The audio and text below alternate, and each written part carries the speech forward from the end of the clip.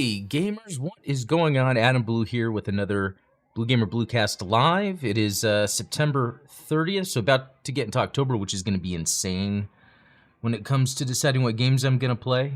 But anyway, yeah, thanks for joining.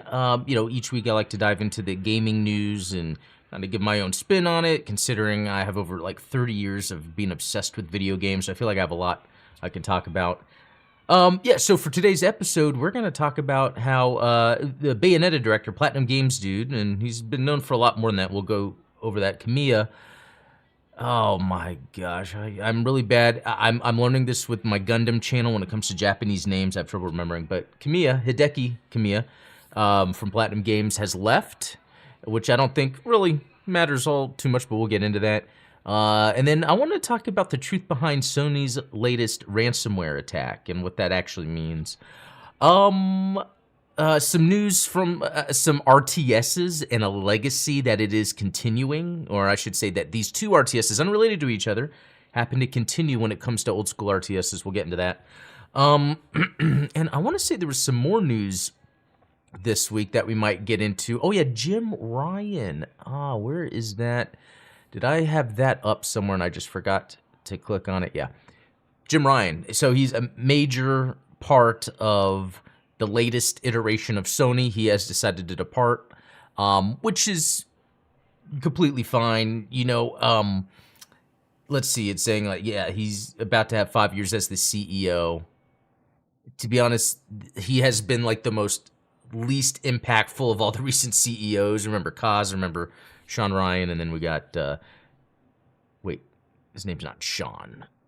Sean, Layden. There we go, Layden. I guess similar consonants, but anyway. Yeah, let's get into it real quick. Actually, I always like to start with what I've been playing, so let's talk about that real quick. Okay, so I'm still on my little beat-em-up spree. So, Double Dragon Gaiden on PC, unlocked everything, or so I thought, and then I realized there was another achievement left, even though I got the achievement for unlocking all achievements. This is, again, it must be a bug. But yeah, there's another thing I still need to do in Double Dragon Gaiden, and that's actually buy more artwork, and then I get an achievement. That game has been so fun. I have been just playing through it again on the Xbox as well, going through to unlock everything. I don't know if today or tomorrow or sometime soon, I'm going to do a live stream of me just playing through the whole thing. Even though there's various methods that you can actually play through and beat it, I'll just pick one to go through. So yeah, and still on my little beat-em-up spree, I played this other beat-em-up called Mayhem Brawler. This one is a more modern beat-em-up. Played it on Steam. It reminds me more of anything Streets of Rage 4. Really good game, and it has a good difficulty to it because there could be times where I lose out on all my lives and have to restart a level. That's usually a good sign for there being a decent challenge. There's another game, and I haven't played too much of it. It's an old school game that they just released for like $7. Hellfire, it's a shmup. Really good one. That one's on Steam as well. Although I had trouble getting the auto, instead of just pressing it, which I don't think is a good idea for my thumb to do, I would just hold it down to fire and it wasn't working. I'll have to look into that. Call of Duty. Playing a bunch of that. Call of Duty for me is kind of like, it's, I guess, same camp as Fortnite. I would say Destiny, but I cannot get back into Destiny. But it's whenever I just want some sit, chill, and play multiplayer progression game, Call of Duty, that fits that niche. I mean, especially considering, I was getting into my 20s when Call of Duty came out, and that was such a huge revolutionary deal with gaming. But what's fun is we have this Black Cell Season 6. It has a bunch of Spawn stuff. Halloween's around the corner, and I don't know if that's where they came up with this, but there's going to be Spawn stuff. I've got one of the skins so far, working my way through the Battle Pass. The thing I'm excited about is Ash, and I showed that on the last stream. Ash is going to be coming out, so I can't wait for that. Also, made by the same team as Double Dragon Gaiden, Streets of Red, which actually plays very similar. I can definitely see the lineage of Double Dragon Gaiden and Streets of Red. That is pretty fun. I'll probably play more of it. And then Double Dragon 4. I went back to play that because I actually never played it. That came out a few years ago, actually, a little more than a few years ago. It's pretty much like a direct sequel of the NES Double Dragon. It looks just like an NES Double Dragon, which is pretty cool. That's what some companies have been doing, like Capcom with Mega Man, how they made like a Mega Man, I think it was 9 and 10. Or was it 10 and 11? I forget. That was made in the old school style. Same with this Double Dragon 4. And I gotta say, like, I don't think Double Dragon games, the old ones, aged that great. I remember them being amazing. But nowadays, it's just the quality, little quality of life stuff. They're fun in hindsight to kind of look at or maybe play through if you got some unlimited continues. Pretty frustrating outside of that. Let's see, what else? Yeah, Teenage Mutant Ninja Turtles, the Cowabunga Collection. I just dabbled into that for a second. Is there anything else since the last one? I think that's about it, because I haven't been playing any of the big releases like Cyberpunk or what's the other one? Yeah, Starfield, because they're just not respecting the time in the way that I like utilizing my time in a game. Okay, so then the other thing I've been playing, actually, the Capcom Beat 'em Up bundle. Again, I'm on this beat 'em up kick, no pun intended. And there's this badass one called like Armored Warriors or something. I know, yeah, Armored Warriors, yeah. Badass mech-based beat 'em up, where as you're playing and destroying mechs, you could pick up parts, like for your, there's like multiple parts you can have for your arms, like what your melee, what your shoot is, even what the legs are. Like, I'm actually really shocked how involved it is in how the designs are. I'm gonna have to do more of a deep dive on that game because I never hear it talked about because it's arcade only for a while now.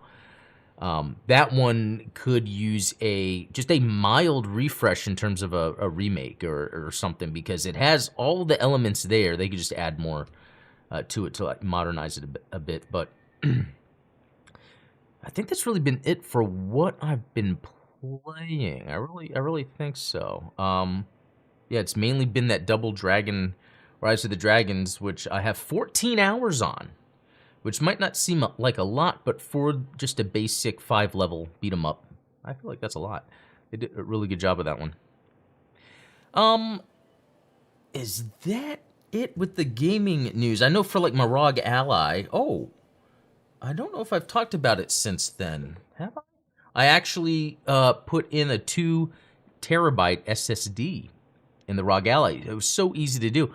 My 1 terabyte SD card stopped working, but it was really just the card reader. That's been an issue with the ROG Ally, unfortunately, is the card reader stops working. And the thing is, that's not a deal breaker. As much as I'm disappointed that a component of an expensive electronic stops working, I like that instead of on an SD card, on an SSD drive, I can have all my data on there. It's a little faster that way. Actually, much faster that way. Maybe a little bit, but for people that can tell, it's a lot faster, and I like that it's all in one place. I don't have to worry about, an SD card. Yeah, I went from, 512 SSD to 2 terabyte SSD, and it was so easy. You just unscrew the back, take off the back, and you just lift up this little paper shielding they got, and then new little unscrew, take it out, put it back in. They even, on the ROG Ally, you can even put an adapter on there for the longer NVMe, although that could be the same thing, the longer SSDs, which just shows how versatile the ROG Ally is. It's amazing. And so there's this company called JSaux, JSAUX, that I've never heard of before until now, but it looks like they're up and coming with cool gaming accessories. And they have this neat, so for those that are watching video, like here's my ROG Ally, and I have these 3D printed grips that I got off Etsy, which helps so much, because really when I'm playing a game and I'm trying to move the analog stick, it's mainly for like shooters. I need my pinky and my bottom of my hand needs to grip onto something tight so I can get my little minute, small little analog aiming in place and shoot. And as cool as these are, what happens is it's kind of like missing, I guess, some more depth here or something. Because up here I could use a little more. I mean, when I hold an Xbox controller, and I have it right here, like, I love the grips on this. So it could have a little more here, and so potentially that could be answered by this JSOX accessory I was talking about. They have these 2 sleeves. Instead of something you just click on right here, it's a sleeve that goes here, a sleeve that goes on this side. And that's supposed to add grip and protection, actually, on all sides, and make it even a little thicker here. It even comes with things for the buttons here so they can be raised just a little bit more or protected. Same with the thumbsticks, and it comes with 2 sets of thumbsticks, because one is capacitive, where apparently it's supposed to be in line with the gyro, because I guess I missed it, but this has gyroscope capabilities, and I didn't know that, but apparently with the capacitive buttons covers put on the analog sticks, apparently that can kind of help with that. I actually don't know what to expect, but it was $15. It's not on Amazon yet, so I had to order from the site. It could take a week or 2, but $15, that's definitely worth it. Hey, Jamkel X, good to see you. Good afternoon. Glad you're here. Yeah, you've been a regular lately. I appreciate it. So yeah, that's, oh yeah, the other thing that it comes with, oh yeah, is the, which I thought was pretty neat. It actually comes with like a little rubber cover to put here on the top, because this is for USB-C and if you're using the external GPU, but this way you can like cover that, which I think is a good idea. I might even get a dummy SD card to put in here just to kind of keep the vents, you know, free, the holes free, whatever. Okay, so I think that's it with like gaming news or my gaming life for the past week. It's really just been beat 'em ups, ROG allying it up. But let's move to news, actually. Let's go to news. Okay, so first up, and this is from The Verge, but it's really just talking about how Platinum Games co-founder Hideki Kamiya is leaving the studio. Now, because I've been following games for so long and always been so into games, like this is someone who I've just inadvertently been following for the longest time, back when he formed Clover after being with Capcom, and then Platinum Games. So, yeah, Hideki Kamiya, the Japanese video game director known for his work on Bayonetta, Beautiful Joe, and The Wonderful 101, is leaving Platinum Games. The news was first announced by the development studio on X, the platform formerly known as Twitter, with Kamiya himself confirming the news via his own account shortly afterwards. He is due to officially leave Platinum on October 12th. So, you know, that's very interesting. Although I also feel like, yeah, and he says he'll continue to make games. I guess it's not surprising him moving around. I feel lately, and let's look at this. I feel lately when it comes to Platinum, they have not been hitting on all cylinders. We had Sol Cresta, which is a shooter. And it was like, almost like they're doing like a sequel to the original one. Oh, the new one's on sale. And I said, I never bought it because it's $40. And maybe this sounds bad, but it's hard for me to sort of justify spending $40 on a shmup that I'm not too familiar with. But it looks like there's a trial version I can try. Oh yeah, I'm curious if you guys can see this. Yeah, trial version I could try. And yeah, it's on sale for $20. So I might have to give this a shot, actually. But my point with that was Babylon's Fall was another one that came out that just didn't turn out great. I think they even already shut it down. Before that, World of Demons, just some app game. Astral Chain, a game I never played that I would actually like to try because it's on the Switch. It's a Nintendo exclusive made by Platinum.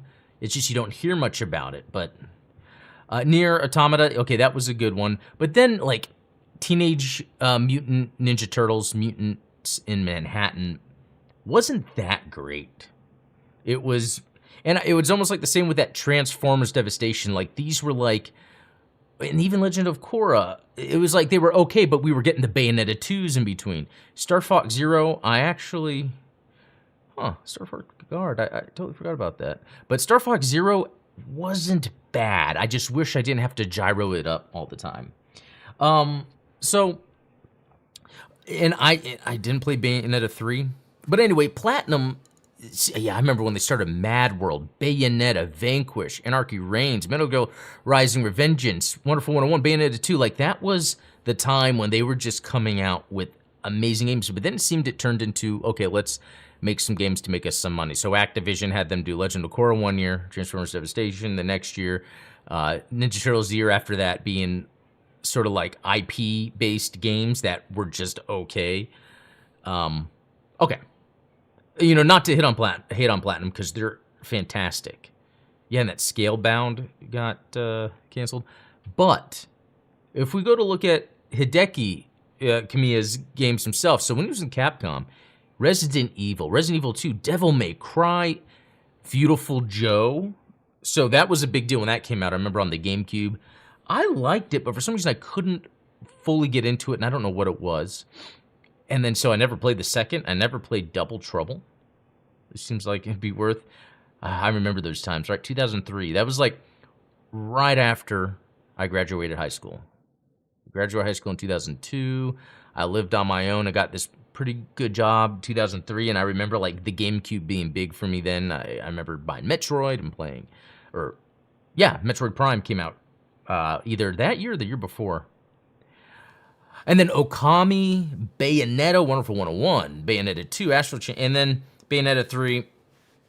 So you could see his history's pretty good, and like I would still trust this person 100% to come out with another amazing game. And who knows if he's already going to be doing something and it hasn't been announced yet, like working directly with Microsoft. They already have another part of that sort of. Were they really a duo? And what's that guy's name? Shikigami? Oh man. Did I just make that up because it sounded Japanese? What was the name of the other guy? Shinji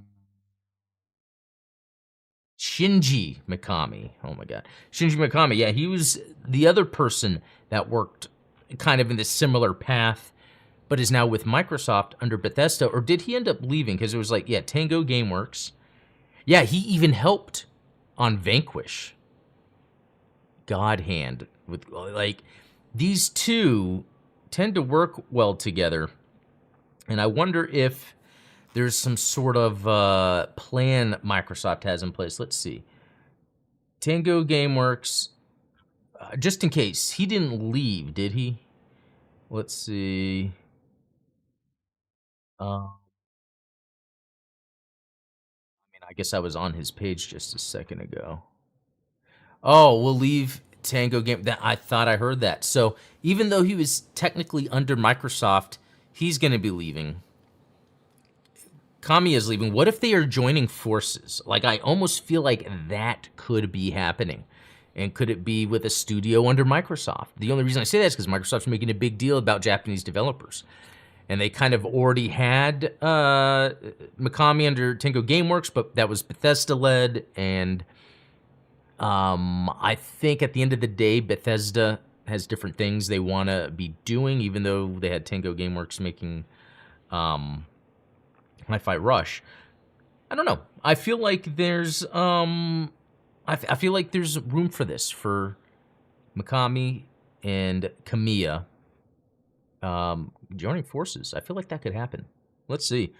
You know what? And with The Evil Within, I feel like Microsoft could be taking advantage of that franchise in the way that Resident Evil 4 is so popular. Project GG is the working title as of right now. Yeah, I saw that Project GG under Platinum. Still under Platinum, though, so I don't know if, Kamiya would be consulting on that or he's just completely out. And then actually, let me check something else, because we were on. Yeah, Hi-Fi Rush is the last one. He doesn't have any other thing in the making. Yeah, so I wonder what Mikami's going to be doing. That would be interesting. Anyway, I just find this stuff interesting because both of these guys are guys that worked together, similar lineage. One was under Microsoft for just a little bit. Yeah. Let's see. Okay, so another news topic. Sony has a crucial decision to make after Jim Ryan's retirement. Opinion. by Christopher Dring. So, what's my opinion? Look, it's kind of a weird thing because I feel like PlayStation is almost the trailer to Expendables. You watch the trailer to Expendables, and you're like, wow, that movie looks amazing. It's got all these actors. And then you watch Expendables, and it's like, that I could have done without that. What a waste, unfortunately. And I feel like PlayStation is like that for me. And I know that sounds bad, but like, you know, okay, he's been for nearly 5 years. And the past 5 years has mainly been the PS5 narrative-driven Sony exclusives, and it has been this past couple years where they've been in the scramble mode of thinking, oh, we need live service. Oh, we need to make more traditional game mechanic-y games and not just narrative-focused games. And on one hand, you know, I think it seemed like that was the direction to go for video games, is to like converge with the movies, with cinema. But I think what happens with these games is I feel like it's almost like the hero shooter. There was just a slice of time where that made sense and it worked, but people have moved past it. And I think it's the same thing with these narrative-driven Sony games. I'm surprised at the little hype I'm seeing for Spider-Man 2, even though I do think a lot of people are going to want to play it and have fun playing it, me included. But I feel like if it's just more of Spider-Man, like, I could easily pass. Not that it would be a bad game, but I feel like with video games, you know, especially with the market share Sony already has, they have to kind of do something to be a play, especially among what's going on with this Microsoft Activision Blizzard thing, you know, where Microsoft with Activision is going to have so many specific genres for them. FPS with Call of Duty, action RPG with Diablo, and I mean, so much more. I mean, talk about hero shooters. But Sony needs to do that because they have Horizon, they have Spider-Man, they have God of War, and all of these are very similar, like third person, strong with the narrative, the graphics. But I don't know. I'm curious to see what they're going to do because now they've got Bungie to kind of help them with the live service game that they're going to come out with. But we're seeing that live service games aren't doing well because it's like the same thing I was just talking about. The live service is like a moment in time. If you have a specific thing that works, then the live service will work for it. But you can't just make a live service work if you don't have a strong foundation. And, I mean, for me, the PlayStation is basically my Gundam Battle Operation 2 machine. Now it's on PC. It's like, well, I can play on PC. But it's just on PlayStation, it's 8 weeks ahead in terms of its releases, and I have so many suits. That's why I keep playing on PlayStation. Other than that, it's like I don't really need to play my PlayStation. It has the best version of Demon's Souls, and it has Spider-Man. And other than that, it's, you know, I don't know. I feel like it's good to get another CEO in there that's like, let's get back to the basics. Sure, we can still have our narrative-driven games that are kind of like the tentpole summer blockbuster movie, but then let's make the games, you know, like I felt like they were getting somewhere with Killzone, and they didn't fully get. I've played through all of them, actually, and I feel like they've always been almost great. And it reminds me of, you know, creating a cinematic universe, like in Marvel's case, starting with Iron Man. And then the other movies, and Thor, Captain America, and then building it up, you know. DC made the mistake of Superman. Oh, then Batman vs. Superman immediately. And I think that's kind of what Sony is doing with their games, and they need to release just some classic good, crunchy games, mechanically sound games. Look at the production value of Zelda. Look at the production value of Last of Us Part 2 or God of War Ragnarok. Like, obviously the production value looks better on a Sony game, but you could argue that the Zelda game is just better. And it's kind of funny talking about this because when Horizon first came out, Breath of the Wild just came out, and it pretty much shadowed it, eclipsed it. Same with the second Horizon, and then Elden Ring. And I think that that's what Sony needs to go back and do. They need to focus on what IP they own and make those unique to their genre. Um, and I'm saying they need to, but also we can see how standoffish Sony kind of is with how things are going when it comes to live service, when it comes to the Activision Blizzard deal. I think they're feeling the pain. And luckily for them, they're in different markets. That's why they can create these TV shows and movies to kind of continue to hype up what they have. Because something like Horizon, they are just pushing. They're trying to make Horizon happen. And I think people are like, oh, yeah, it's good graphics. Yeah, it's a tentpole game on the system. Yeah, it's pretty cool. But do people really care about Horizon? And I think no. It's just one of those things where I think it's they're just trying to push it. I don't know. Let's see. Let's see what Sony does moving forward. It would be great if they got some sort of CEO that kind of understood the variety of genres that you need to have as staples in your brand. Sony should have held on to that Crash Bandicoot and made that their mascot. Now that they have Astrobot, make that your mascot. Make platformers. The fact that they're not doing that shows that they kind of lack this awareness or understanding of how to capture an audience for an extended period of time. Like, look at Mario, look at Sonic, and even Sonic games are typically not that great, but it's that kind of childlike wonder and what the games kind of stood for historically that keeps them relevant and popular. They need to be doing that with Astrobot. I would even say, it would be neat if somehow Sony bought Tekken, like to have their own fighting game. And I attribute Sony to Tekken. I think other than playing Tekken in the arcades, it was always on like a PlayStation or something that I was playing it. First-person shooters, I would say bring back Killzone and Resistance. Make Killzone sort of this like futuristic sci-fi, and then make Resistance more of a that historical / sci-fi shooter. So they kind of have different settings. One could be more based around the multiplayer. One could be more based around a open narrative. Just to differentiate in the FPS side of things. Like make Killzone the Call of Duty. Make Resistance the Halo. Because Microsoft now can kind of get both markets when it comes to FPSs. Racing games, they've got Gran Turismo, which is great. I really think they could bring Drive Club back because even Microsoft, they have the Forza for the hardcore racing fans, Forza Motorsports, and then they have Forza Horizon, which is for more casual racing fans. I think Drive Club was teetering on that hardcore and arcadey, but they could really, again, why does Sony let these things go sometimes? And I would even say bring back Siphon Filter, make that a badass narrative-driven espionage Splinter Cell style game. There's opportunities Sony has in Twisted Metal. They need to figure out how to make Twisted Metal work. I know they're apparently working on a new game. Who knows what they're doing with that? But you can make car combat work. You might need to change it up a bunch, but I think they can make car combat work.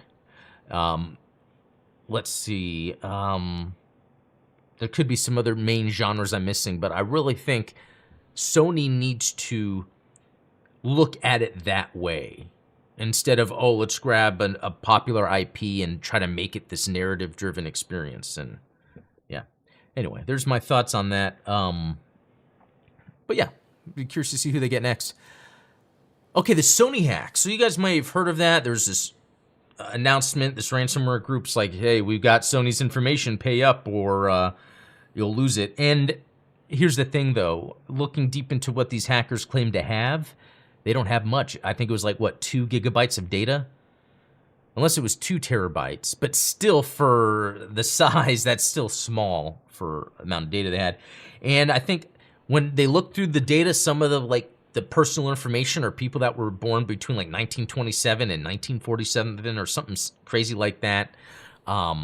There were some things that were just slides of some internal Sony procedures. And so what it seems to have come to is that And what they're trying to do is they're just trying to sell this data. And that's how hacks work. The purpose of a hack is to capture data to sell, because so we see on our phones, on Google, whatever we're doing, there's ads. Ads are targeted though. They need profiles of people so they know how to target to someone. A lot of times when data is being sold, it's for maybe two reasons. One is to have enough data on or profiles on people so you can target, but then the other is to have maybe credential information that you can use to target other sources that it could possibly belong to. It could be, oh, this could be for a bank, this could be for Discord, and to get in that way to then do some other lateral movement. It's usually not for that person that the password and username leaked, but it's for what they can get into. In this case, they had very little, and they're just trying to make money off of that. And Sony's just like, no, we're not going to pay for that. And I think, and this is an example of this hacker group is really nobody. They're nothing. They just, it maybe a hacker or two that happened to find some server that's unsecure or insecure, and they just happen to have a little bit of data on there. And they're like, oh, this is a Sony server. If I got this data, wow. But it's nothing. Look, you don't have to worry. Anytime you get heard of a breach occurring, your data has probably already been breached. I'm telling you, if you have a cell phone provider, if you have a bank that you do online banking with, that data has already been extracted from them. And a lot of times, companies don't know this until 2 years after the fact. Or is it 200 days? Yeah, I think it's 200. No, it can be a year or two after the fact. Sometimes like, oh yeah, we actually got breached a year ago, because you find remnants of something happening, and then you start tracing it back and like, oh, wait a minute, we got breached. So nowadays, I wouldn't worry if you hear some information got leaked and you are with that organization. Don't worry. As long as you're checking your credit, you have multi-factor authentication on, you should be good. And I normally don't get into the security stuff too much here, because that's actually my day job. And I actually help another YouTube channel called Safety News with Russell Kenzior, and I actually have a segment on there called Cyber Safety News. We've actually hit 100,000 subscribers on there, so it's picking up. It's huge. So if you want more information on cybersecurity, I'm going to be talking about the Sony hack next week on that channel, so check that out. But yeah, this is really nothing. Yeah. All right. Okay, so this is awesome. I'm a huge fan of RTSs. Tempest Rising demo on Steam is amazing. It plays like the classic Command & Conquer, but modernized just enough. It's almost like where CNC3 left off, but more in the roots of Tiberian Sun, the second Command & Conquer, because I feel like that was mechanically the best. CNC3 was okay, but there were some changes they made to the formula I didn't like. Frank Lepacki, who is like a legend in the gaming music scene, Command & Conquer, so, I mean, a bunch of other things he's made music for, but mainly like Westwood or Petroglyph Studios games. Doing music for Tempest Rising, awesome to hear, and it makes sense because this Tempest Rising is based off of Command & Conquer. But what's funny is he's also doing the, was it Stormgate or Stormfront? Stormgate. It's another RTS that takes after StarCraft. That's the point of that one. He's doing music for them too. So it's like within the gaming sphere, when it comes to real-time strategy games, everyone knows Frank Lepacki is the one that makes the music. And it's pretty crazy. I can't wait for this game. I mean, if it was out right now, I would be playing it and not recording this. Okay, and it's going to have 2 15-mission campaigns. Love the sound of that. I'm guessing, they're doing it where it's like one army and then the other. Love that stuff. Yeah, I think that's it for that part. I just wanted to bring up, that Frank Lepacki doing the music. And I think that's about it. The only other thing is I'm thinking about, as we're moving into October, what games I'm going to play. Actually, let me look that up. October, because someone posted this already. Okay, here we go. Let me go back to this. Okay. Detective Pikachu Pass, NHL 24 Pass, Forza Motorsport Pass, Roblox on PlayStation. Okay, Star Rail, Lords of the Fallen. So I want to try it. I don't know for sure. I could play it and enjoy it, and like Liza P be like, yeah, I get what it's doing. I'm going to pass. Hopefully, Lords of the Fallen does something different to make me want to stay with it. I mean, if not, that's fine. I think sometimes it's one of those things where I've played so many Souls-likes that it has to be doing something super different in a way. Not just to add some random system and just say, hey, it's different, but like evolve the genre. There's that. Hellboy Web of Weird. I saw some screens of it and it actually looked pretty good, or saw some video. I don't know. It would depend on word of mouth on that one. Okay, October 17th, Sonic Superstars. I am getting that for sure 100%. So, I think really Sonic Superstars is the first one that's 100% that I'm actually going to buy. Yeah, because I don't know about Lords of the Fallen. Okay, let's see. Gargoyles Remastered. So I'm curious just because it's based off a Genesis game that I actually never played, even though I saw the box all the time. It actually could be that I played it, I just didn't play through it much. So that's one of those where I'm going to try it, but it could be cheap enough that I grab it. Okay, October 20th, Super Mario Bros. Wonder, another buy for sure. So here we go. Sonic is October 17th, 18th, and 19th. Could I beat it by the time Mario Wonder comes out? The thing is, you possibly could, because it's like a classic Mario game. I don't even know, and here's a way to actually test that. Let me do something here real quick. Like, okay, if I wanted to pre-order this, pre-order. I'm gonna test something here. Oh my gosh, they're doing that where there's all those. Oh, okay. I guess I didn't pay attention to this. Lego Eggman in-game character skin. But if I buy the digital deluxe, I'll get Lego stuff. Okay, I don't know if I really care about that. Okay, let's see. Okay, $59.99, but not $69.99. Game. So is 60 to the new 40? I'm wondering. Because when I see something that's 60, it makes me think, oh, this is going to be a huge game. But I was thinking because it's a side-scrolling Sonic game, it might not be. So I'm really curious to see how this is going to turn out. Is this just going to be a more classic game?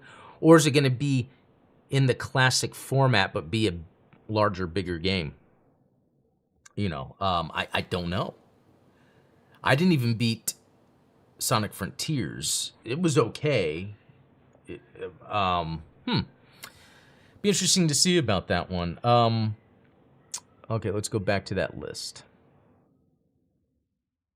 Yeah, Super Mario Bros. Wonder, 100%. So here's the thing, Spider-Man 2.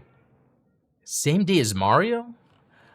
I will probably eventually play Spider-Man 2. I don't know if I'm going to play it right when it comes out. I don't have any incentive to. Because also, I want to get to the Metal Gear Solid collection that comes out on the 24th. It has been so long since I've played the first, the second, never played the third. Does this come with the fourth? I think so. Oh, because it's a volume 1. So it has 1, 2, 3. Okay. Yeah, so, you know, that would be neat. I mean, those games do take some time, though. No, it could be like what I'm doing with the beat 'em ups, where I'm like, I play like 5 games at once, and then through that, there's always a game that gets just a little more attention until I beat it. Alan Wake 2, probably not. Couldn't really get into the other ones.